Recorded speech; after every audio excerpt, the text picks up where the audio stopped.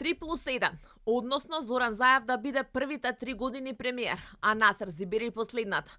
Ова е компромисот кој што, како што брифираат за телевизија 24 партиски извори, вчера Ахмети го ставил како можно решение на маса. Дека дуе подготвена за ваков маневар, телевизија 24 веќе објави.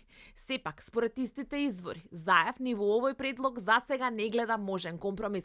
СДСМ останува на позицијата дека премиерската позиција е резервирана само за Заев. Прашањето останува отворено, а двајцата лидери треба дополнително да ги преспијат, но и заанализираат аргументите што си ги кажале на вчерашната средба. До тогаш, нивните секретари треба да ги спеглаат разликите кои што остануваат на другите полиња. Според информациите на телевизија 24, освен за премиерското место, на маса се нашли и позициите, особено во третиот ешалон. Не се исклучува дуи да ги добие првите позиции во МЕПСО, државни патишта, УЈП, а за СДСМ да остане Царина, Македонија пат, Министерството за транспорт и врски. Во планот на Ахмети, според неофицијалните информации, се едно место во МВР, во одбрана или генералштаб, како и финансии, вице-премиер за економија.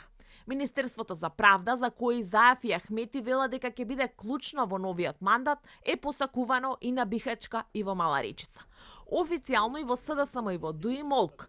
Само вела дека преговорите на различни нивоа продолжуваат, откако принципите биле утврдени. Се подготвуваме за следните чекори, како што е изработката на детална програма за работа и дефинирање предлози за соодветни, подготвени, честни и способни кадри. Веруваме дека ваквиот пристап ќе доведе до конечен договор. И додека според најавите Љупчо Николовски и Артан Груби ги чека уште еден жежок политички викенд. Од албанската опозиција денеска, откако вчера не му дојдоа на средба на Ахмети, со порака дека има само една опција: Насер Зибери да стане премиер или воспротивно дуи да оди во опозиција. Ние ќе ги искористиме сите демократски политички средства за да оневозможиме таква влада да се формира без премиер албанец со дуи во власт. Оти единствениот предизборно ветување на Дуј беше албански премиер или премиер албанец. Конкретно Насер Зибери премиер.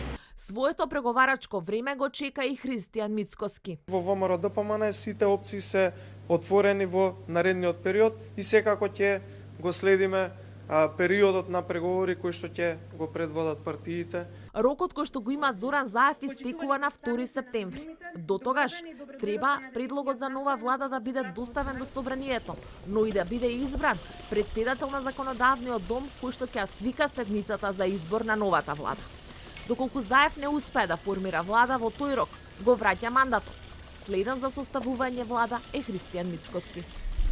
Сега му давам збор на председателот на Социјалдемократскиот сојуз на Македонија и пратеник по собранието, господинот Зоран Заев, да ви се обрати.